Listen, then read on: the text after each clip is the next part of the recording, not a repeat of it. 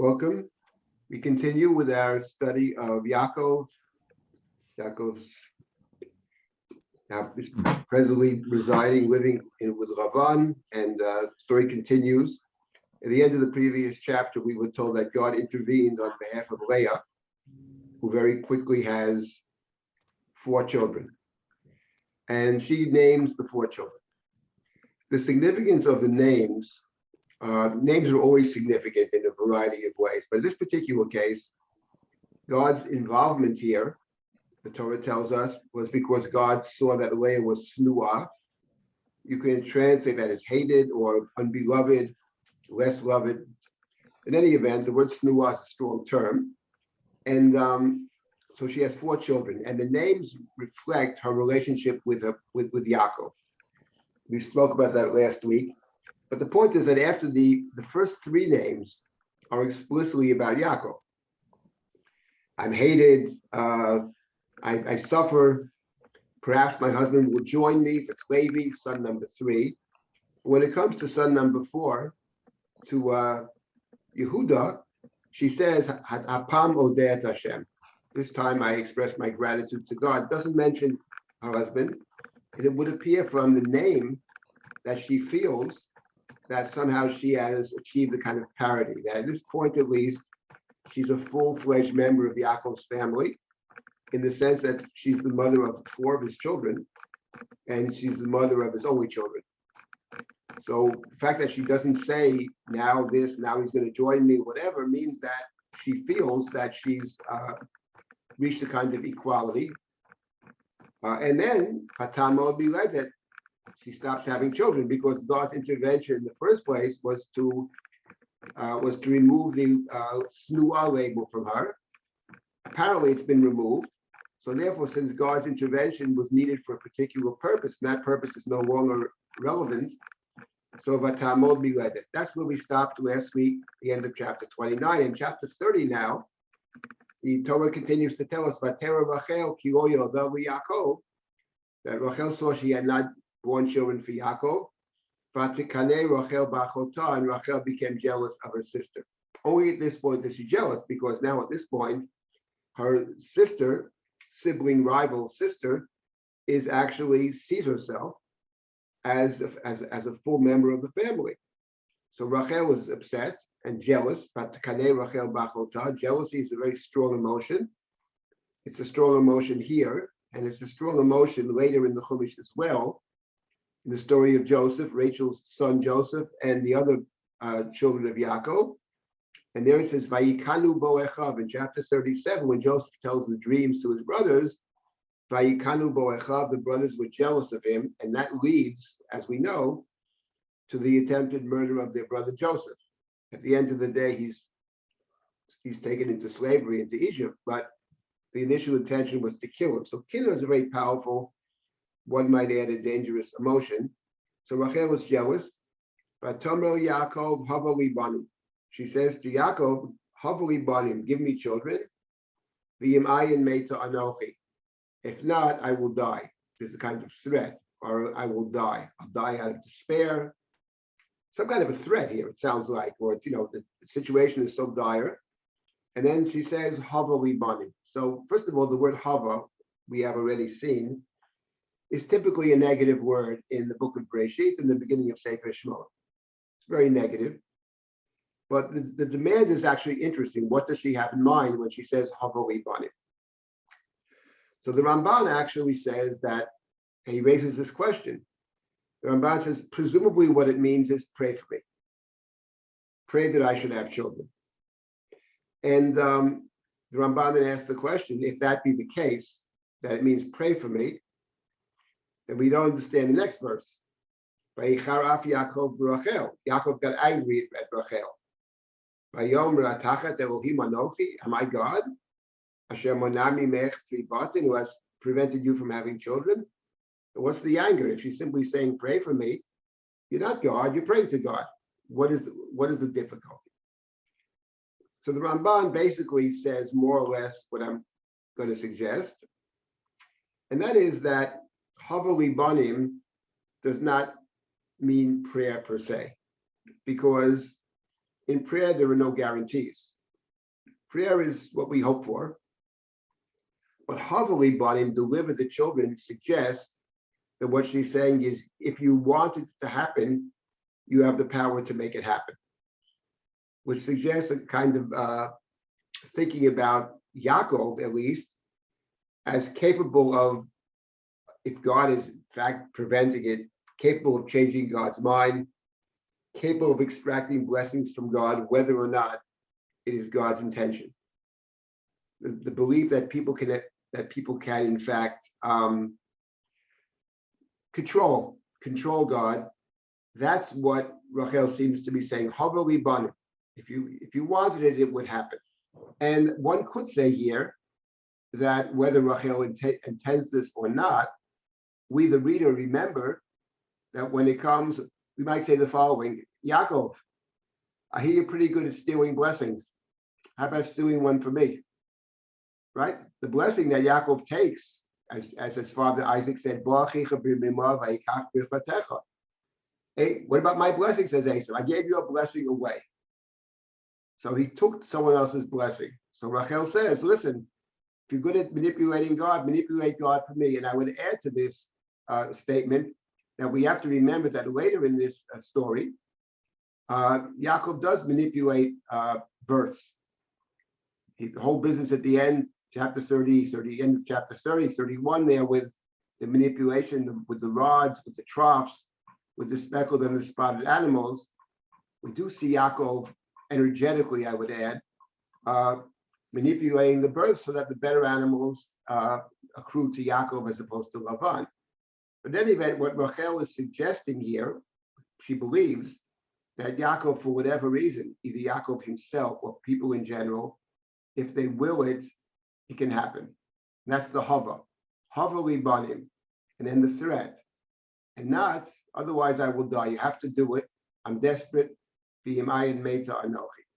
And here we have Yaakov's response, which is an interesting response. Yaakov says, but first of all, Yicharaf Yaakov Rachel.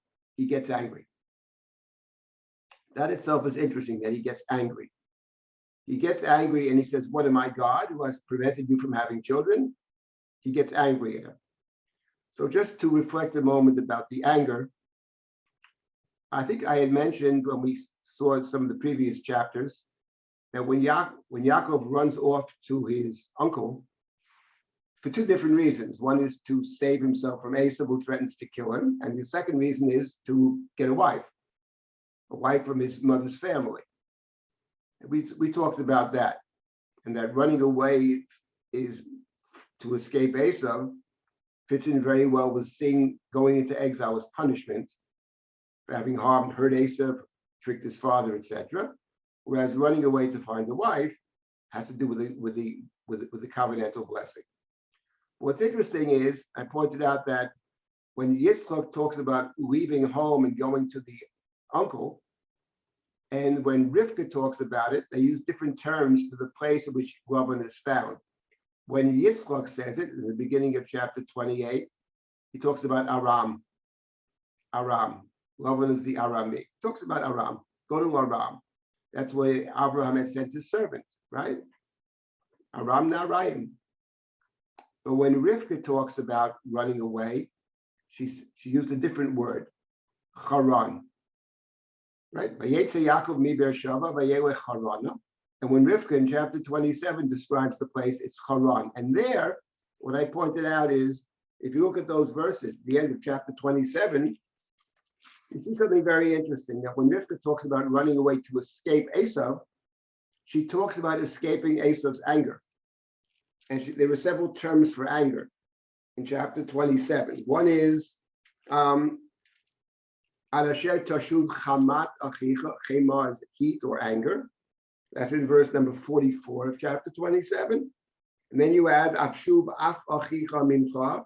Af is another word for anger, until your brother's anger abates, right?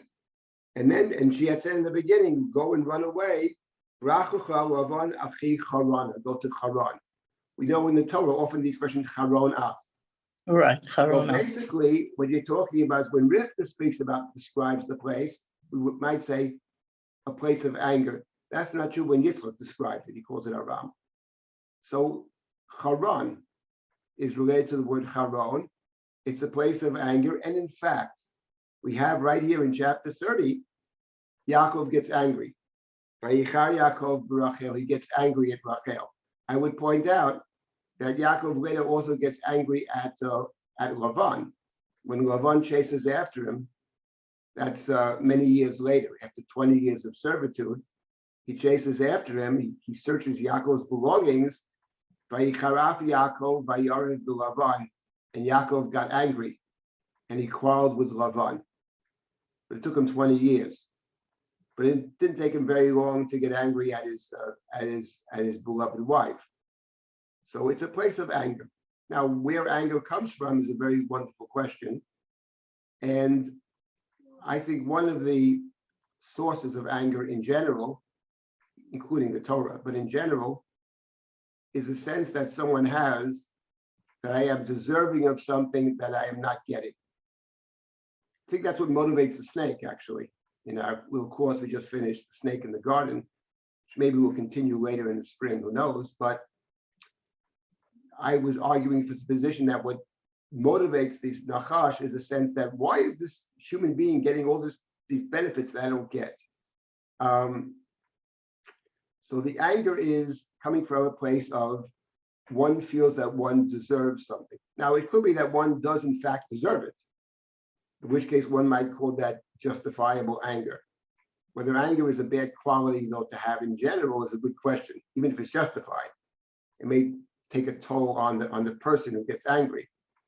But it comes from a place where people feel they deserve more than they have.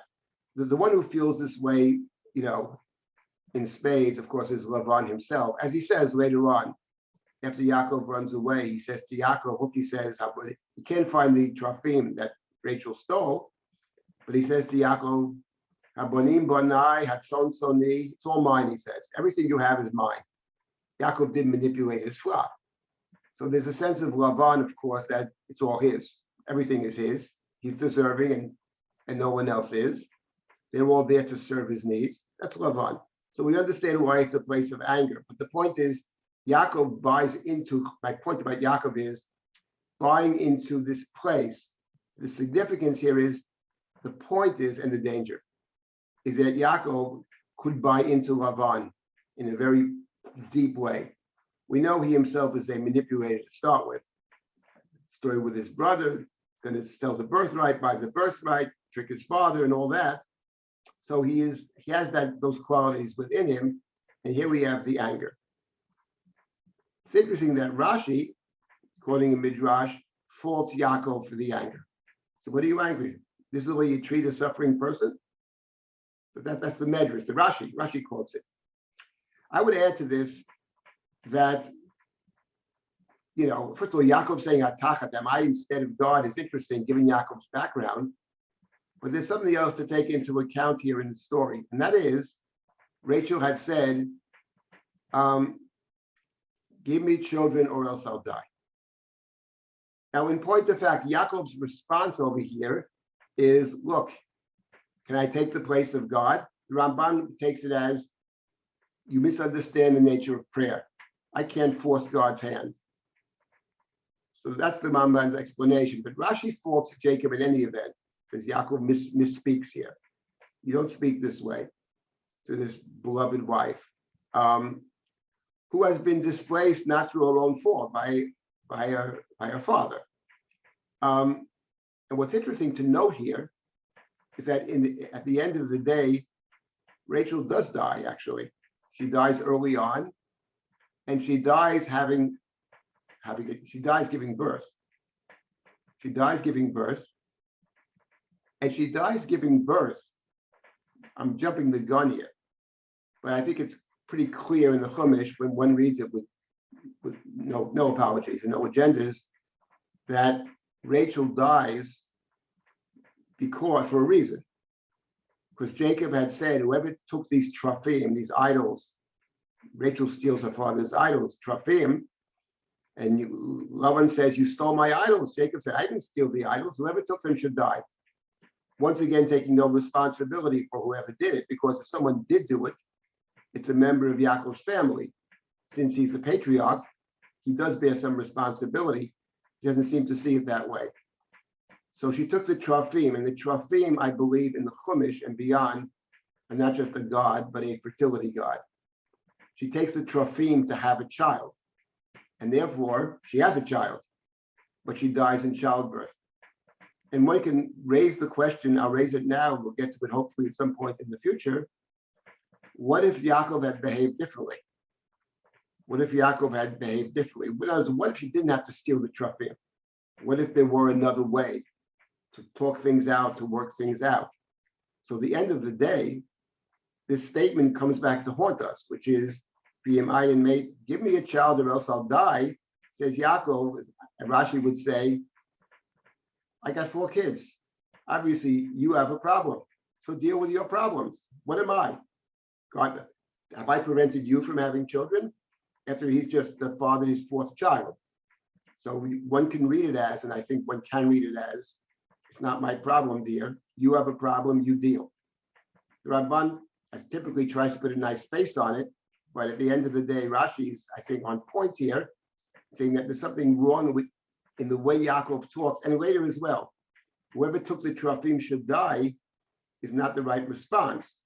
Is that if someone took it, we are responsible. We'll encounter this later. It's clear from the Chumash that is actually a good reading of the Torah. In any event, that's what Yaakov says here. What am I God? Am I God who has prevented you from having children? So Rachel then comes back to Yaakov in the next pasuk in verse number 3. Vatomer, Hinei amati bilha bo eleha. He says, here's my Amah, my servant Bilhah, go to her. She will give birth on my knees. The knees, we have in English the same expression, to raise someone on your knee. In fact, the word phini, I believe in Latin, is genus, or progeny, right? Progeny. So it means she will have a child, but it'll be my child as well. Iboneh gam anochi mimena. Gam could mean even or could mean also. So it means, here's my idea. I'll give you my shifcha, my amma, and she'll be your wife. And she'll have a child, and it'll also be my child. That was similar to the advice, to the suggestion that Sarah gave to Abraham. We know that didn't work out too well. But over here, Rachel makes the same suggestion to Yaakov. It's interesting to note, and that's what happens. It is Vatitein lo et Bilhah shifchata leisha. So she gave Bilhah to Yaakov leisha. Here it calls her Isha, a wife. Here it describes Bilhah as wife. Bilhah and Silber are described in different ways in the Chumash, but here in this verse, she gives her to Yaakov as a wife. Vayavo Eloah Yaakov, Yaakov went to her. Vatar Bilhah vatelud v'Yaakov ben, and Bilhah bore a son for Yaakov. Vatoma Rachel, and Rachel says, Donani Elohim v'gam shama b'koli. God has judged me, and God also has heard my voice. Vayiten li ben, and God has granted me a son. Al kain kara shemo Dan. So she names her son Dan. Notice in the giving of the name what she says, God has given me a son. Vayiten li ben. So even though Bilhah is the Isha, is the wife of Yaakov, but the child that's born, Rachel sees as hers only, or additionally as her son. And she says, God has judged me, Donani Elohim. Judgment for what is not clear, maybe for the jealousy. Begam Shema B'koli, God has heard my voice, even though we have no affirmation in the text of her praying, but it was a prayer, it was a wish, it was a hope, it was an aspiration. God has heard it. God has granted me a son. So the son, the first son born to Bilhah and Rachel's son, as it were, is named Dan. Now, let me just comment briefly on this, and I'll stop and take some comments or questions. The name Dan is an important name because the word Dan does figure in the covenantal blessing to Abraham. In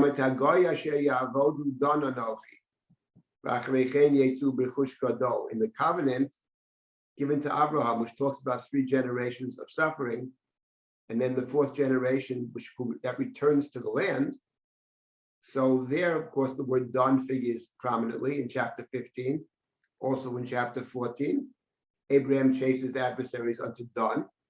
We had studied how 14 and 15 are linked. And of course, Leah also has a child with the name Dan. Her 7th child, that's a girl, her name is Dinah. Dinah. So we have Dan and Dinah in the story here. So it carries with it a significance. Maybe we'll come back to this. So yes, so we have over here, so this is Rachel's first child. Let's just get to the second child. Again, Bilhah. Batar od Bateled Bilhah, Shifchat Rachel ben Sheni Yaakov. Child number 2 was born to Bilhah. Batoma Rachel, Naftulei Elohim Niftalti im Achoti Gam Yacholti. Batikra Shemon Naftali. So this is a difficult word, Naftali, and the commentaries are trying to figure out what Naftali means. Some connect it to the word patil, something that you wind around.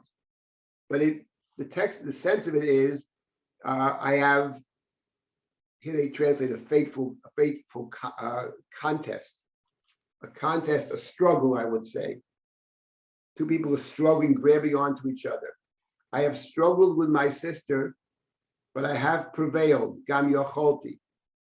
Vatikra Shemo Naftali, and she named the second child Naftali. So the first child was about her God judging her favorably, or God responding to her cries after judgment. And the second one, she describes the struggle with her sister in very harsh, very striking terms. I have struggled and I have prevailed.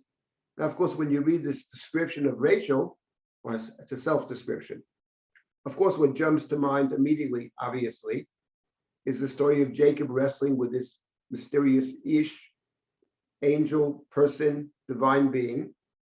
And there, the struggle by Yehovah, he struggles, he wrestles, he's wounded. But you have wrestled, you have struggled with human and divine.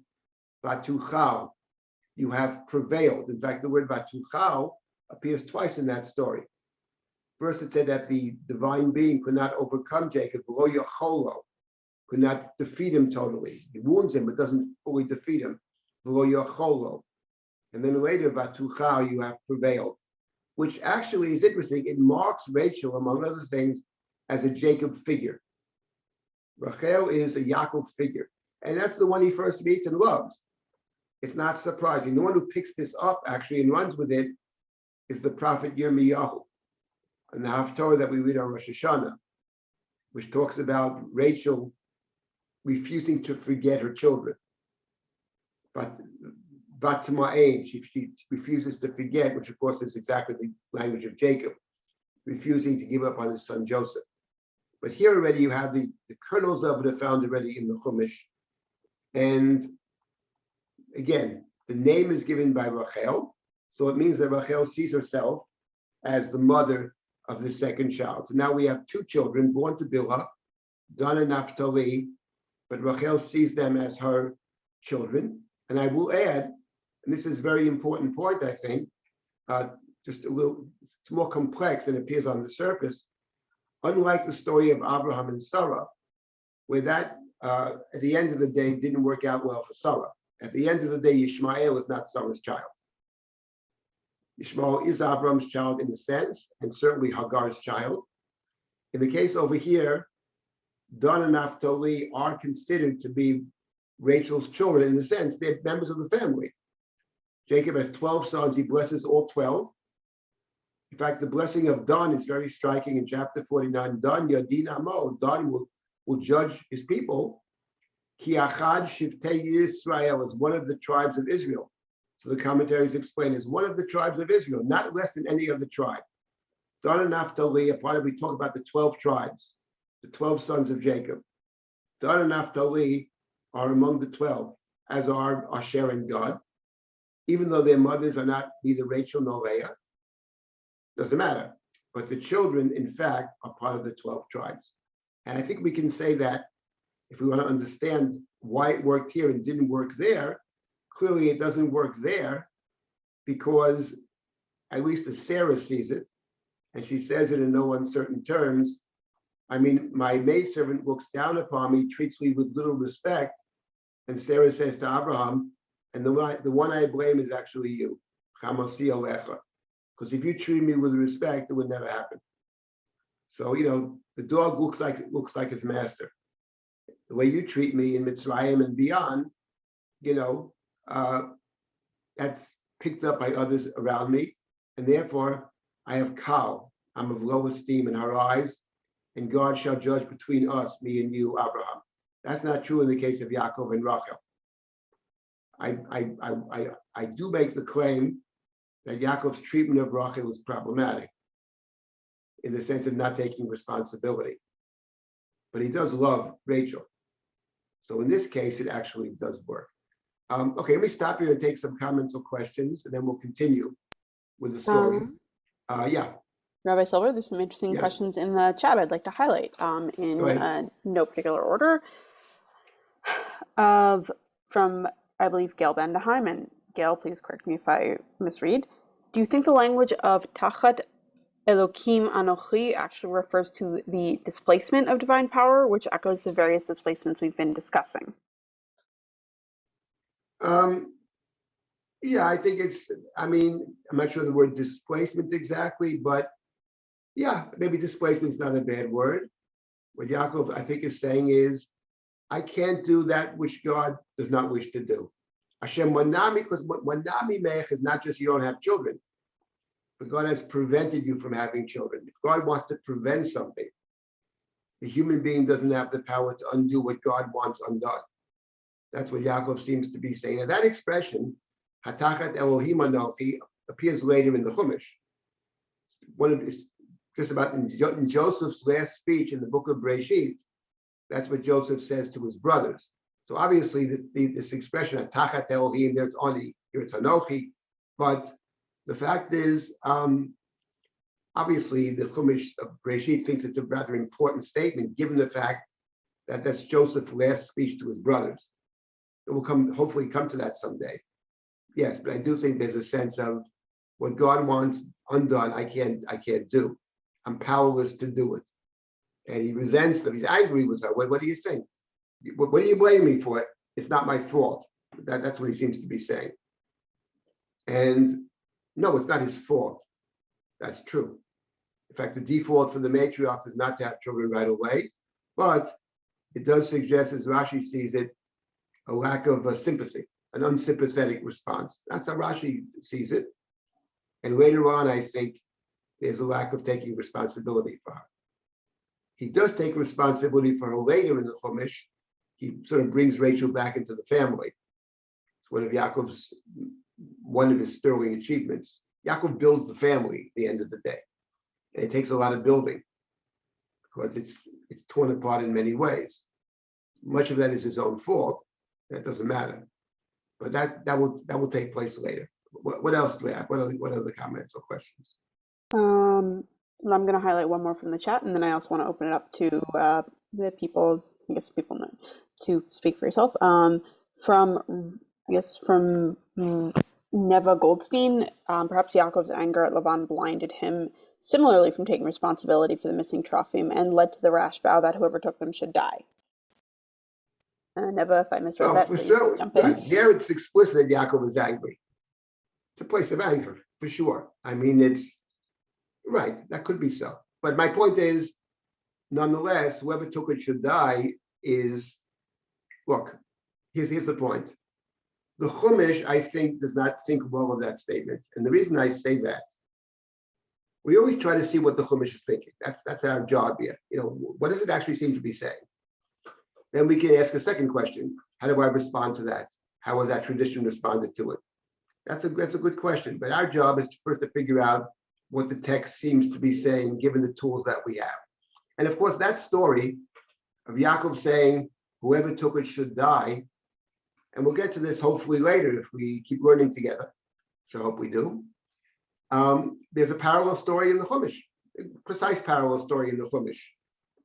The parallel story to Jacob leaving Aram after many years, and Rachel taking with her an object that represents the culture of Aram, which happens to be the idols of her father, has a parallel later in the Torah, when the brothers leave Egypt, having gone down to Mitzrayim, having brought Benjamin to Egypt. And when they leave Egypt, Joseph places his magical goblet, one that he divines with, Nachesh Nachesh, is a Menachesh, and he places the goblet inside Benjamin's sack.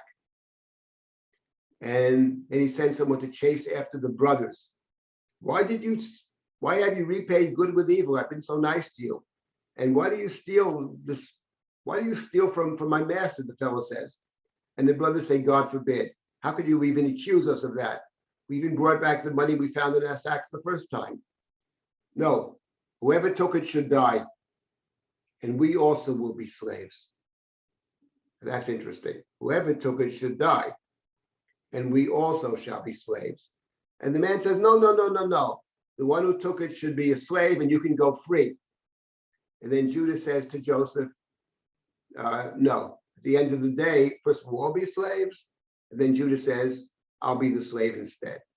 And there you have straight up, whoever took it should die, we're also guilty. Because we're part of a family. Because we're all one group. We came down together.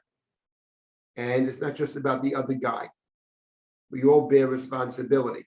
And if that's true of the brothers, one might say it's a kal v'chomer, right? It's certainly true of the patriarch of the family. And there is one patriarch of the family. His name is Yaakov. Yes, one might say he hasn't been very much of a patriarch. Of the 12 or 11, 12 children born in exile, he named 0. So what kind of patriarch is he in the first place? Good question. But he is, in fact, the patriarch. So when he says whoever took it should die and takes no responsibility himself for it, it's part and parcel of the same thing that he says here. Honey, you got a problem. You deal. Not my problem. I got 4 kids. God has prevented you from having a child. Okay, so it's your problem. What do you want from me? He gets angry, no less. So that's the problem. I think the Torah does fault him, actually. And I think he actually understands that and picks up with it later. And of course, he takes total responsibility and he actually builds a family. I mean, it's not so simple for him to do it. That's the greatness of the story. It's not simple, but he does it at the end of the day, sends Benjamin down. He educates Joseph in Egypt. He does all that. He brings Rachel back. But at this point, he's living in exile and not just living geographically in exile. His head is there. His head is in Lavan's house. That's the danger. Yeah, anybody else? Yes. Yes.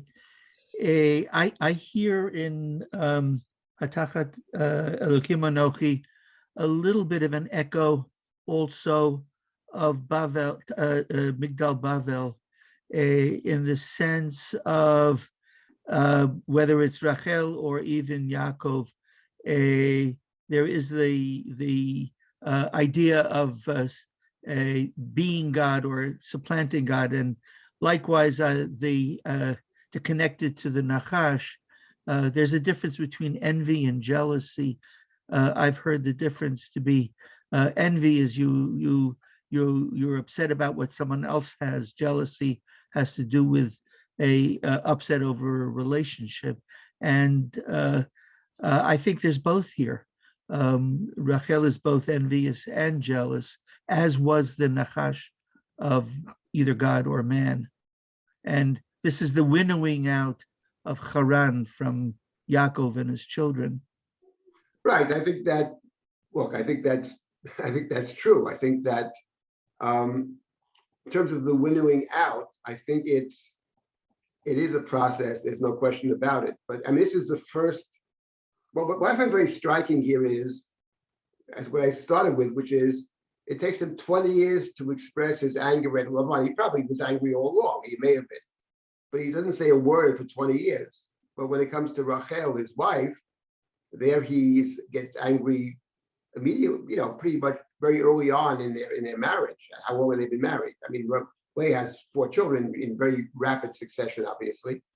So yeah, I think that what has to happen in the Chumash, and I think it does happen, is somehow for Yaakov to learn from this experience and to figure out how we can eliminate, as you say, the envy and the jealousy, both from our relationships with the other human and to see ourselves in the world in terms of our responsibilities, how we relate to the divine, how we see our own place. And those stories do play out. Of course, the Nachash, and you say Migdal Baba was a similar situation where human being wants to be God, or even better than God. One might be right to control the heavens. And as we'll see, we saw already with Yaakov in the Sulam, no, the heavens are God's heavens, and our job is here on earth, and maybe to bring the sacred into this world, but we're not going to go up to the heavens and build God's temple up in the heavens. Shemayim, Shemayim, Hashem. So I think that the larger point you make is central point, which is what the story actually is about, is Jacob's transformation. So Yaakov becomes Israel. One can only appreciate the transformation if one understands where he starts out. If basically he was always this way, there's no transformation. But in the case of Yaakov, there is having said there's a transformation, he does remain Jacob all along. Keeps the name Jacob, which is an important point. And we'll get back to this idea, I think, more than once, because it's a pretty central point. Is there anybody else who wants to comment? And then we'll pick up and continue. Yeah. Yeah, it occurs to me that the place where in spades the Bible makes clear its view about collective responsibility is in Yehoshua with the story of Achan. That's certainly right.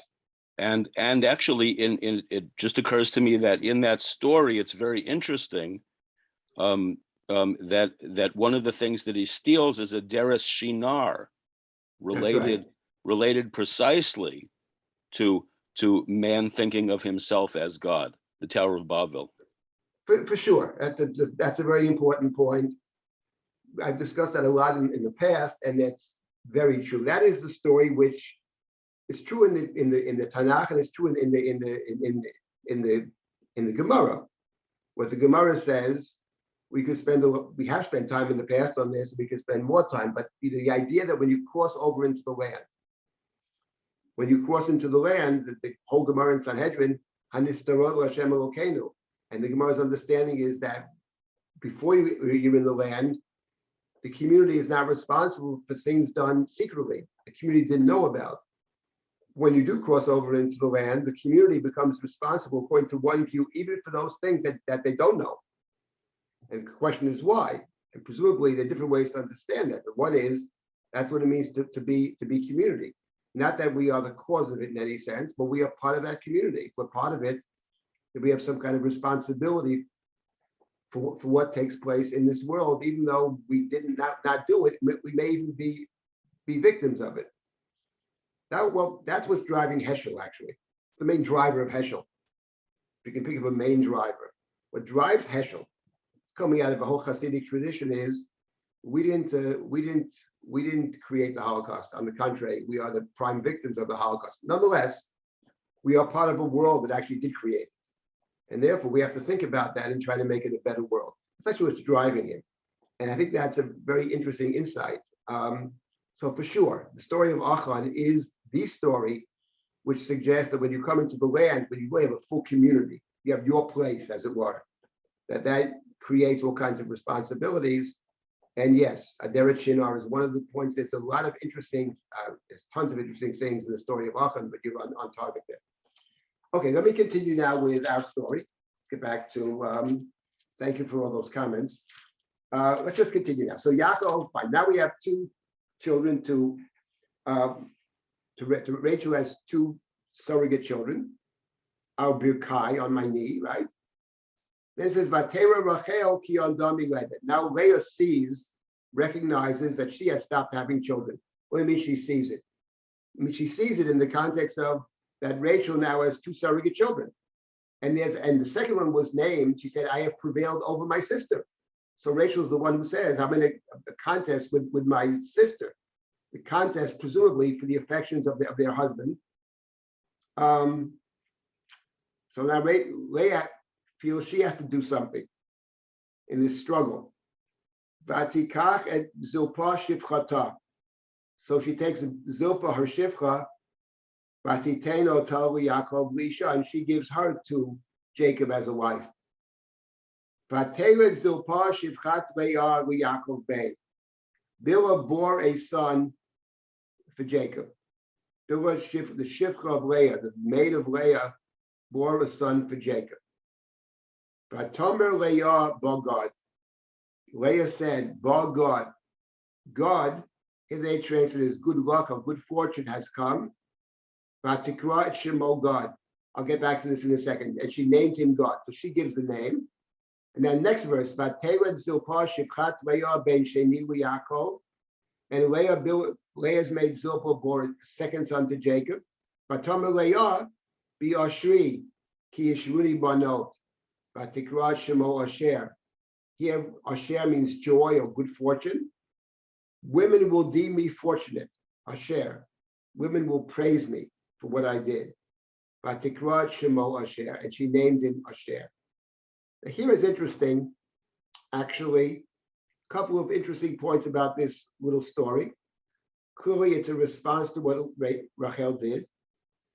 First thing we notice, I think, is that unlike Bilhah, the Torah doesn't mention the fact that she conceives and is pregnant. The Torah, in the case of Zilpah, it says she gave birth.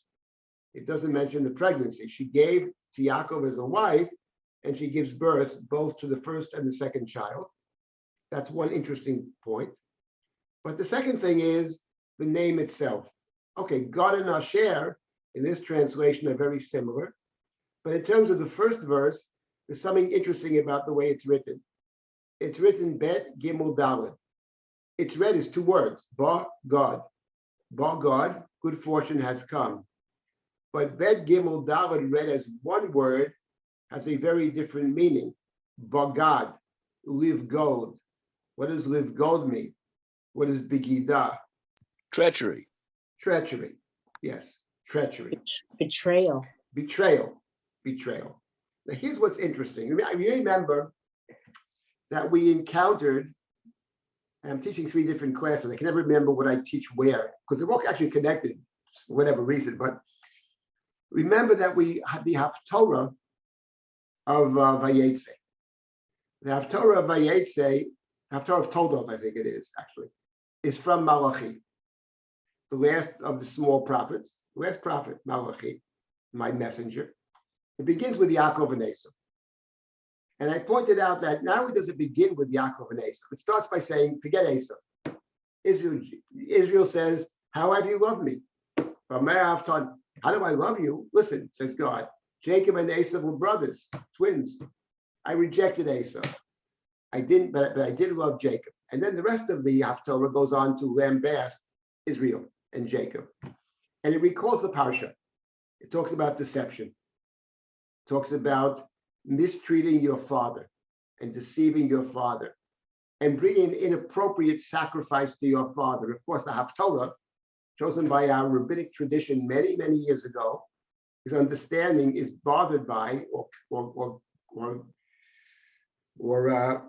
saying something about the so-called sacrificial meal, the food that enables Jacob to get the blessing, but there's something not right with that meal, something deceptive about the meal. One might even say stolen. She took the clothing of Esau and dresses Jacob in the clothing. So the Haftorah is a critique of Yaakov and a call for, at the end of the Haftorah, Siftei Kohen Yishmru Dat, Torah Yivakshim Mipiyu.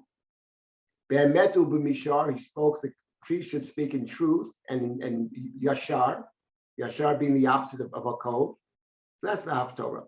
But what's interesting is, if you keep reading the book of Malachi, in the Jewish tradition, it's only 3 chapters, and the Christians have it as 4 chapters. But we have 3 chapters. It's a short book, very short book. It ends with a very famous verse, Veshiv Levavot Abonim, right? Many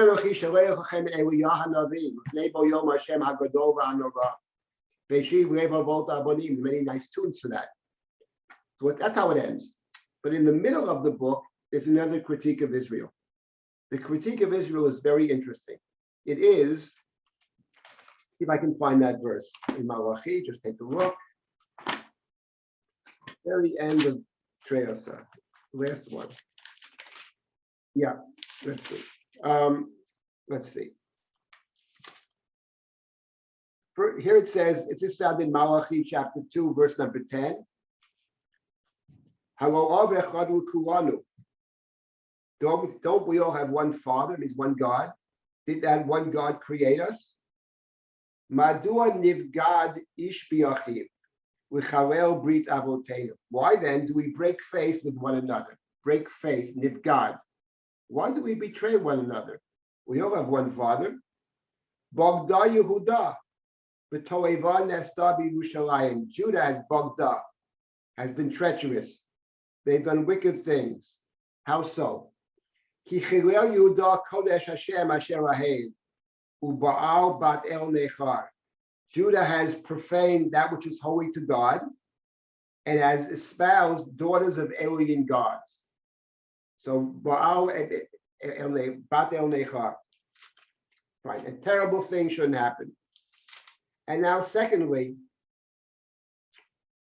and you read a few more verses later, and it's just typical of Malachi. Malachi has the people asking God questions and God answering. So in verse number 14, you say, Amartem, Amer, what did we do wrong? God is the witness between you and your partner, your wife. Eshet, the wife of your youth, Asher atov bagadeta ba, whom you have betrayed. V'hi chavertcha v'eshet britecha. It's one of the nicest things in the Bible about marriage. It calls the wife of my youth, she is your friend, and she is your covenantal partner. So that's a nice verse, actually, you know? Covenantal partner, friend, wife of my youth. And this is, what have you done? You have betrayed her. And the next verse is the same thing. Be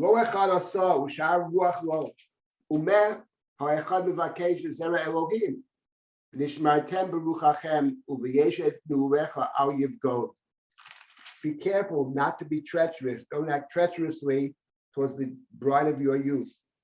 Did not one God make us all? Does God not seek but godly folk?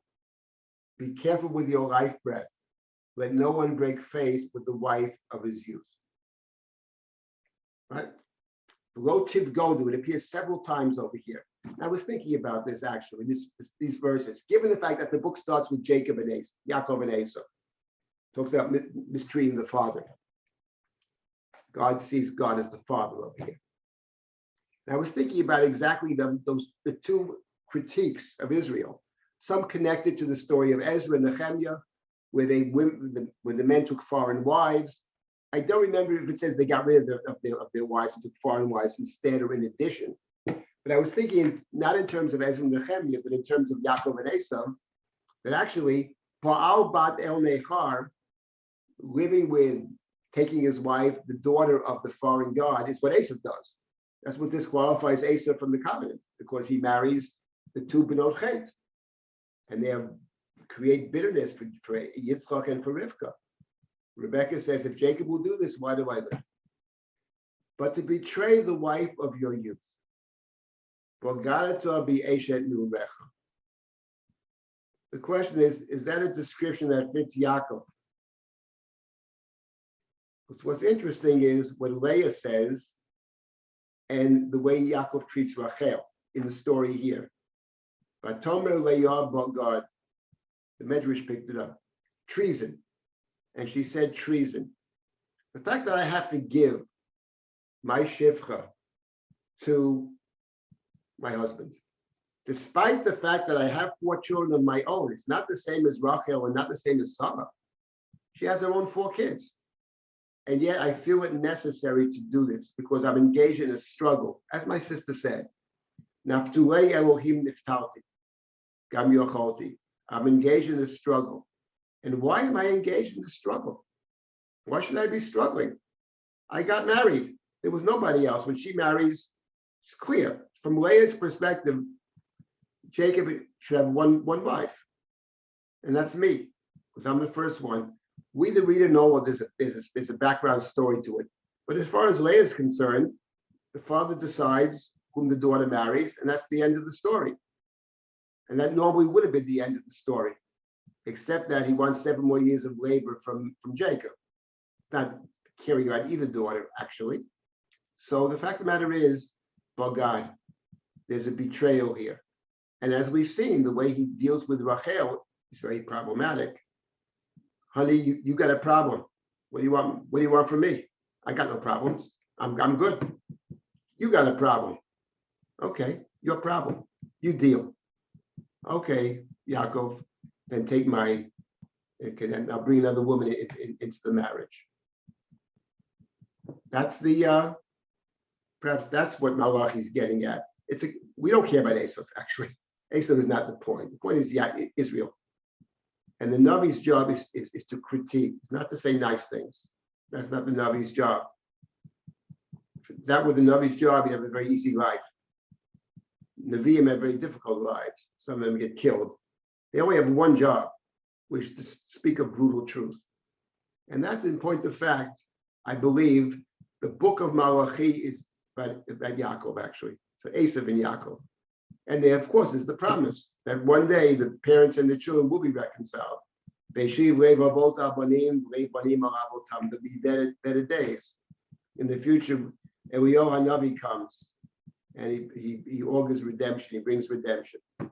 But meanwhile, we have the struggles, and nobody represents the struggles better than Yaakov. So I wonder about Bogad, Bet Gimel Dal. The Midrash, of course, pick it up. It's interesting. We'll see this a little later. But let's continue now. We'll just continue with the story. And you see that basically, B'ashri ki yishvuni banot, the translation, women will see me as fortunate, is one possibility. But there's another way to read it. Yishvuni banot can mean, they say I'm fortunate, but they also praise me for what I've done. We'll see this later on. It's not something that Leah wants to do. And there's no reason for her to have to do this. This is a last resort to bring another woman into the marriage.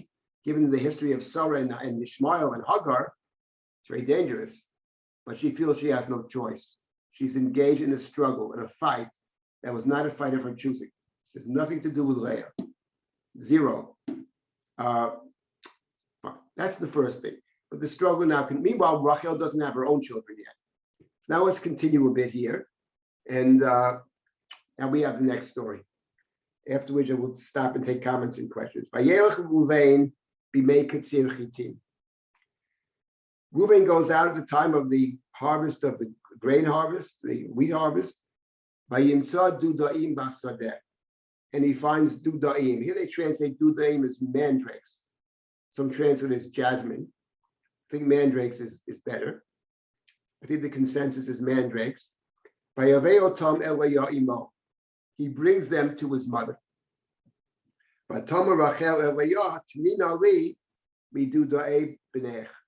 And Rachel says to Leah, give me some, please, the mandrakes of your son. So the mandrakes, presumably, in the Chumash and in Western tradition, are a fertility plant. They have a human form, actually. Ramban says they have a human form, and they are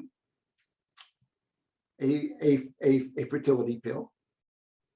And Reuven brings them to his mother. That's actually very interesting that he brings them to his mother, because it does say something perhaps about Reuven, who was I would say, well-intentioned but dubious character in the book of Genesis.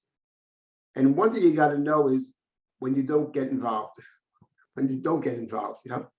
You have to know when you do get involved and when you don't get involved in issues that relate to your father and mother and to the other wife. It's not your business to get involved in that struggle. You stay out of that. So Reuven brings the fertility pills to his mother. He's going to help his mother in the ongoing struggle with her sister. He's going to get involved, and he brings his mother this fertility pill. So Rachel says to Leah, give me some of those fertility pills. I could use them, you know. She has none of her own children. We understand that. Now we have Leah's response. Something actually very interesting here in the story. Vatomer la, So Leah says to Rachel in a very telling statement, "Hama'at kachtech et ishi." Was it not enough that you took my husband? And you want to take the mandrakes of my son? It's interesting. She emphasizes the mandrakes of my son. What are you? In other words, it sounds like what she's saying is, I have a special relationship with you. This is my son. It's not your son. It's my son. So what are you going to move in on my son too? You already took my husband. And you see, from her perspective, she says it straight up.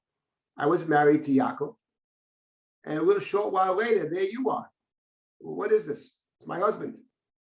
And not only that, he loves you more than he loves me. So you took him away from me. And then you wanted to, now my son brings me something. My beloved son's trying to help me out. You're going to interfere in that relationship too? It's not a sexual relationship, but it's a deep relationship. Mother-son. Well, what is this? So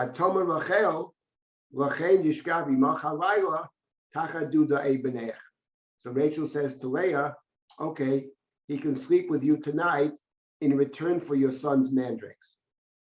So let me say two things about this verse.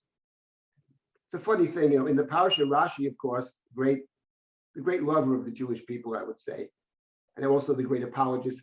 Rashi puts a gloss on the whole Parsha. They're all trying to build the holy tribes. They want to be part of this holy community, create all that business, which all may be true. The fact of the matter is, the Parsha is a brutal Parsha from top to bottom. But on the other hand, there's something nice about it, which is this. I'll get to that. First of all, let's get to the part that's not so nice, which is you're living in the house of Lavan. Everything is for sale. Everything.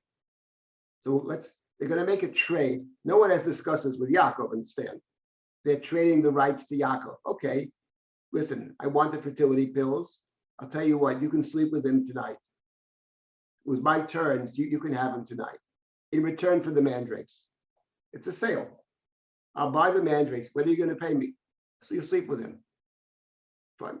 So that is, I would say, has to be a negative. And the next verse is striking.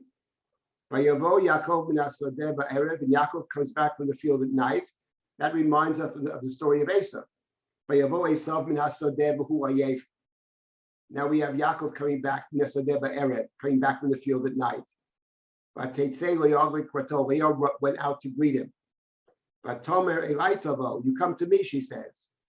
Ki sochar secharticha b'duda ebeni. I have rented you out for the night. Rent a husband. Sochar secharticha b'duda ebeni. Takes us back to what Lavan said to Yaakov. Because we're relatives, you should work for nothing. What are your wages? Who said work? Who mentioned work? I'm living in your house. I'm your nephew. Why should I work? It's all about work. It's all about what I can take from you. It's all about, everybody's a commodity. Everybody's a price. Come to me tonight. I have rented you out. So Jacob slept with her that night. Yaakov says nothing, by the way. It's so striking. He says nothing at all. He could say, whoa, 1 second. What do you mean? I wasn't consulted. He could say many things. You don't rent people. Says nothing. And this is, of course, the danger of Lavan, of this culture. On the other hand, sometimes one guy once said to me after one of my shows, can you say anything nice? So I'll say something nice. I said, look, I didn't write the book. I'm just trying to understand it. But I will say something nice about this, which is that unlike the men who fight with each other, who try to slit each other's throats, the women find a way to work it out. Let's put it that way. Okay, they are in deep competition, but they do find a way to, between themselves, to work things out. That's probably what the Midrashim about Leah and Rachel, that Rachel goes along with it and all that business. It's picking up, of course, it's not in the text at all, but it is picking up on something. And what it's picking up on is here you have a real conflict, a real deep conflict. And Leah said it about as clearly as one can be. You moved in on my husband. By she means like this: he loves you more than he loves me. I'm the mother of his children. We have reached equilibrium. I have 4 more kids than you. Why upset the apple cart? It's very good right now. I'm mother of the kids, your beloved wife. You have 2 surrogate children. I got 2. I'm still 4 ahead of you. And now you want to upset the apple cart? Let's leave things the way they are. Says Rachel, I need kids. But you know what? You can still have four more than I will. So you have extra rights to him. So they're working it out. The women can work things out without bloodshed. The men have a more difficult time. And yeah, right. So this is what happens. So God hears Leah. Leah will have two more children. In other words, it's not just that night. It's an ongoing thing. Mandrakes for Jacob. It's a trade that goes on for quite a while. So I guess they run out of mandrakes. Vatoma Leah, Natan Elohim schari, asher natati shifchati leishi, vatikra shemo Yisachar. This is actually a very interesting verse. It's not what we expected to see. Leah says, God has repaid me, give me my reward, in that I gave my servant, her servant is Zilpah, to my husband, and she named him Yisachar. Yisachar can be read, there's two sins. We read it as typically one sin. Some read it sometimes as two. It should be Yisachar. But Yisachar can be read as two words, Yesh Sachar. Yesh Sachar, there is a reward. Yesh Sachar. But the reward is not what we expected, because she said to Jacob, I have rented you for the night. Sachar Sechartich, I've rented you out, not just this night. We have an ongoing agreement, by the way, Yaakov. Every so often, I'm going to tell you when to come to me, because we worked it all out. It's all worked out. Yesh Sachar. But interesting is she doesn't mention what she said to Yaakov about Rachel. She says something else. I gave my servant, my Zilpah, to my husband. Maybe there's an implication here that she sees it. She doesn't want to say Rachel, but it's implied that I've been very nice in allowing other women access to my husband. But you do see from this, it confirms what I said before, that the giving of Zilpah to Yaakov is something that basically Leah doesn't want to do. She doesn't want to do it. Maybe that's why it doesn't say that Zilpah gets pregnant. She is pregnant, obviously, but it only emphasizes the birth. Because unlike in the case of Bilhah, Rachel is willing to have Bilhah have a child, as long as it's her child as well. I also will have a child. But the case of Leah, it's not about that. It's something she's forced to do. She doesn't want to do it, but she's forced, given the circumstances, forced to do it. And all that matters to her is that's going to be, at the end of the day, Vatele. So the other one is just an instrument for her to do what is necessary and unfortunate. That's how Leah sees it. So that's the first one, Yisachar, Yesh Sachar. By the way, that expression, Yesh Sachar, where did we come across those words, Yesh Sachar, in the Bible? Does anybody remember where we have that expression, Yesh Sachar? Yesh Sachar lepulecha? Yes, lepulatech. Where is that from? That's true. Where's it from? Whom is God speaking to when God says, Yesh Sachar lepulatech Omar Hashem? To whom is God speaking? Every person in this session has seen that verse without exception, I'll guarantee you. And if it registered or not, every person has seen it. Even for those that don't go to the synagogue. On this day, you probably do go to the synagogue. It's the Haftorah of the second day of Rosh Hashanah. Who is God speaking to? Chana? Rachel. Rachel mevaka al banela. Mini kolech mi bechi, right? Yesh sachar lepuatecha mar Hashem. V'shavu banim l'gvuram. The song, v'shavu banim. Shavu banim l'gvuram. Yesh sachar lepuatecha. Yirmiyahu uses the story, right? She refuses to, she keeps crying, she refuses, right? Vatzma'en le'inachem. She refuses to give up. It's Yaakov. She's refusing to give up. Yesh sachar lepuatecha mar Hashem. So the Yirmiyahu transposes it to Rachel, actually, and uses the story for Rachel. Yesh sachar. That's son number 5. Son number 6. Now Leah has another child. Difficult, very difficult verse. A word that appears only here and no other place in the Bible.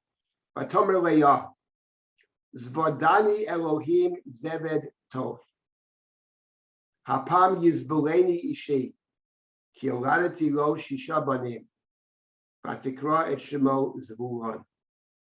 The question is what this means. Zvadani Elohim Zevet Tov is a mystery. So the Ramban, there's a Ramban here talks about this pasuk. You see the genius of the Ramban is mind-boggling. And the Ramban makes the claim, the Zevet. What is a Zevet Tov? The Sephardic community has something called Zevet Habat, actually. When a girl is born, they have a ceremony called Zevet Habat. What is Zevet? So the Ramban thinks the word Zevet, actually. He suggests that the word Zevet, he has two possibilities. But the Ramban thinks that the word Zevet is actually two words. Zebad. Bad has several meanings in biblical Hebrew. One of them is a portion. Zebad, this is my portion. This is my portion. And of course, this is half of Jacob's children, or half of the boys anyway. Hapam yizvuleni ishi, a zvul is a house. The temple is called a zvul. King Solomon said to God, I will build you a zvul, a house. This time my husband will, here they translate exalt me. I don't think it means that. Yizvuleni ishi from the word zvul. My husband will build me an abode, will build me a house. I'll be a permanent fixture, maybe a primary fixture. For I have given birth to six sons. So once again, it's more than just I'm accepted, I'm equal. But here she says, I have a special place. I'll be the main member of the house because 6 children, 6 sons. Then she has a 7th child. This is a girl, and she named her Dina. No reason given for the name. We'll see later on. There are good reasons for the name. Fine. So this is as far as the payment that Leah got for the mandrakes. And now we have Rachel will have a child. Let's start with this now. Vayiskal him et Rachel. God remembered Rachel. Vayishma Elohim, and God heard her. Vayiftach et. Remember, she never addresses God directly, but God is hearing nonetheless. And now she names this child. And I'll just say one word about this, and I'll stop and take comments or questions. Vatar vate ben, vatomer. So she says 2 things. Number 1, Asaf Elohim et cherpati. God has taken away my shame or my embarrassment. In the translate disgrace. She feels terrible. She has no children. And that was true of many cultures. And it can be true even nowadays, unfortunately. That's the first thing she says. The word Asaf Elohim et cherpati. Vatikra shemo Yosef Leimar. And she named him Yosef. For she said, Yosef Hashem li bein acher. God should give me another child. Now let's take one more verse, and we'll pick up next week with this. The next verse is, Vayihi acharei yoda. Let me find the verse. Vayihi kasher yoda Rachel et Yosef.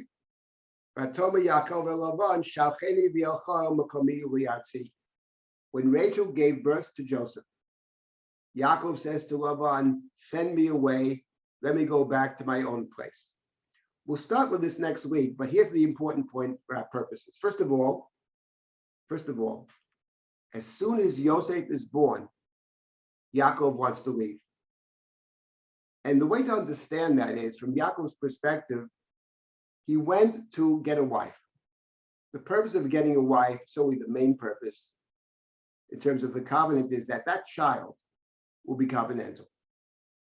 Esau's children can't be covenantal. The mothers are Canaanites. They're out of the question. For Yaakov, the woman he loved from the very beginning and wanted, he's very clear. Rachel Bitchak Tana is Rachel. Now Rachel has a child. Okay, so from Yaakov's perspective, actually, what it suggests to us is mission fulfilled, mission accomplished, time to leave. Because Rachel has her child. Time to leave means we are finished, mission accomplished. But this raises a set of questions that are very interesting. But here's one of them. he may think mission accomplished. But one person who doesn't think mission accomplished is his wife Rachel. For she named his name Joseph, saying, Yosef Hashem li ben acher, God should give me another child. So we're waiting for another child. And how would this other child be produced? Are there any mandrakes left? We have no idea. Are there any other slave women to give to Jacob? No. So there's got to be some other way. But it sounds like from Yaakov's perspective, this is it. We have our family. We got our 12, actually. If you count Dina in there, we got 12. We're good to go. And that's it. Half of them, or whatever it is. So this is the question. Yosef, now the additional point is to keep in mind for the future is something else very interesting. And that is that this is the one child, Joseph, for whom the Torah gives two different reasons for the names explicitly. One is from the word Asaf, Asaf Elohim et Cherpati, and the second is Yosef Hashem li ben acher. God should give me an additional child, Yosef. So it's the one child that we have two different names. And not only do we have two different names, but I would point out that the first name, Asaf Elohim et Cherpati, the name of God in the first name is Elohim. But the reason for the second name is Yosef Hashem, Yud He Vav He Li Ben Acher. So the question that we have as readers of the Chumash is a simple one. Is there a significance to the fact that there are two different reasons given for Joseph's name? And in addition, we wonder whether these two different reasons relate to two different names of God. Don't have to answer the question now. The first step is to ask the question. And I'll just conclude. Sometimes you hear people saying the question is more important than the answer. That is obviously utter and total nonsense. How could that possible? But we can say something else. You never get to the answer without the questions. Without the questions, we have no answers. So these are good questions, actually. And they will hopefully help us think about this and hopefully come up with some interesting ideas. In any event, Yaakov's ready to leave. As we all know, he doesn't leave. He stays for 6 more years. That'll be the next topic. But we are still in the middle of, and more comments, thinking about Jacob's family, Jacob's children. Okay, I'll stop here. If anybody has comments or questions, we have a couple of minutes, and let's see it's here. I wanted to ask if Leah has more children and is not interested in having this competition, then it can be a one-sided competition from Rachel. Why does she feel that she has to give Bilhah? Zilber, you mean? Zilpah, Zilpah. fine. Well, If that bothers her so much, why it do bothers it? her. We often do things that bother us. Look, she feels a need to do it. It's hard to get in someone else's head. But obviously, Rachel has just said, I'm in a struggle with my sister and I have prevailed. I'm in a struggle with my sister. If she feels she's in a struggle with her sister, and Leah presumably feels that Rachel's in a struggle with me. Yes, of course, you can walk away from things sometimes. But walking away from conflict when the other person is, sees themselves as your enemy is a wonderful thing to do. But human beings have a difficult time simply walking away when we're engaged in a real struggle. And frankly, what's clear is that from what she said explicitly, that she feels she has been betrayed by somebody, either by her father, but it seems that primarily by her husband. Right. And that Rachel is brought into this marriage, and it's not Rachel's fault, as it were. And that's what's interesting. I mean, you can blame Lavan here, but outside of Lavan, I would say it's nobody's fault. That's what's great about the story. We have our loves, we have our desires. Yaakov loves Rachel. The first time, as soon as he saw her, he's in love with her, whatever that means. I mean, one can question, what does love mean, given his behavior in these 2 episodes? What kind of love is it? But that's a good question. But it's not people's fault necessarily. That's my point. It's just that she finds herself in this situation, which is very difficult, and she describes it in very harsh terms. I mean, the Torah says Snuah, Ra Hashem bi Anyi is a very powerful word. Anyi is one of the covenantal terms, It means abuse and suffering. It's what God sees the Jews in Egypt. Ra Hashem b'yon yam. Lo ra'iti et ani ami Hashem b'Mitzrayim. It's a powerful word. So these kinds of relationships are the most fraught. They're the most emotional. They're the deepest. There's the most vulnerability.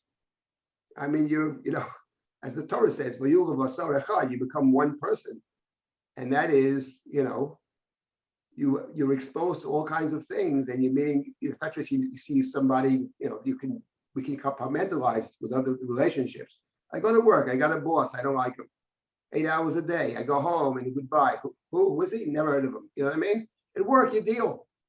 But when someone's with you all the time, and not the mother of your children, the father of your children, it's a very different, and that's totally different. And that's, comes with a lot of, it's very, very complicated. There's a reason that the prophet saw husband-wife relationship as emblematic of relationship to God.